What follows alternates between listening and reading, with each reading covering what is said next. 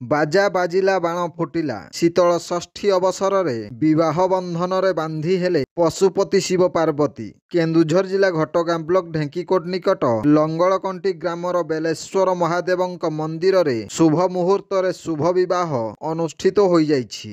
ମହାଦେବଙ୍କୁ ପାଲିଙ୍କିରେ ବସାଇ ଡିଜେ ଚାଙ୍ଗୁ ସିଂହବାଜା ତୁରି ମହୁରି ଆଦି ବାଦନ ମଧ୍ୟରେ ଶହ ଶହ ସଂଖ୍ୟାରେ ଶ୍ରଦ୍ଧାଳୁ ବରଯାତ୍ରୀ ଭାବେ ବେଲସୁନ୍ଦରୀ ଦେବୀଙ୍କ ମନ୍ଦିରକୁ ଆସିବା ପରେ ଏଠାରେ ପୂଜକ ସୁବାସ ମିଶ୍ର, ଅଭିଜିତ ପଣ୍ଡା, ଜଗଦୀଶ ପଣ୍ଡା ପ୍ରମୁଖ ଯଥାରୀତି ବରଣ କାର୍ଯ୍ୟକ୍ରମ ସମ୍ପନ୍ନ କରିବା ପରେ ବରକନ୍ୟା ପାଲିଙ୍କିରେ ବସି ବେଲେଶ୍ୱର ଶିବ ମନ୍ଦିର ଅଭିମୁଖେ ଯାତ୍ରା କରିଥିଲେ। ବରଯାତ୍ରୀଙ୍କୁ ଏଠାରେ କନ୍ୟା ପିତା କେନ୍ଦୁଝର ସାଂସଦ ଅନନ୍ତ ନାୟକ ଓ ତାଙ୍କ ସହଧର୍ମିଣୀ ଲବଙ୍ଗଲତା ନାୟକ ଉପଯୁକ୍ତ ଚର୍ଚ୍ଚା କରିଥିଲେ। ବେଲେଶ୍ୱର ମନ୍ଦିର ନିକଟରେ ଶିବ ପାର୍ବତୀ ବିବାହର ବରପକ୍ଷ ପ୍ରଫୁଲ୍ଲ କୁମାର ସିଂ ଓ ତାଙ୍କ ସହଧର୍ମିଣୀ ଜୟଲକ୍ଷ୍ମୀ ସିଂ ତାଙ୍କ ସୁପୁତ୍ର ସୌରନଙ୍କ ଉପସ୍ଥିତିରେ ଅନୁଷ୍ଠିତ ହୋଇଥିଲା। ହଜାର ହଜାର ଶ୍ରଦ୍ଧାଳୁଙ୍କ ପାଇଁ ଏଠାରେ ପ୍ରସାଦ ସେବନର ବ୍ୟବସ୍ଥା କରାଯାଇଥିବା ବେଳେ ଶାନ୍ତି ଶୃଙ୍ଖଳା ପାଇଁ ଘଟଗାଁ ଏସଡିପିଓ ବିଜୟ କୃଷ୍ଣ ମହାପାତ୍ର, ଘଟଗାଁ ଥାନା ଅଧିକାରୀ ପ୍ରଶାନ୍ତ କୁମାର ସାମଲ ଉପସ୍ଥିତ ଥିଲେ। Bureau report, Janajagarana Odia.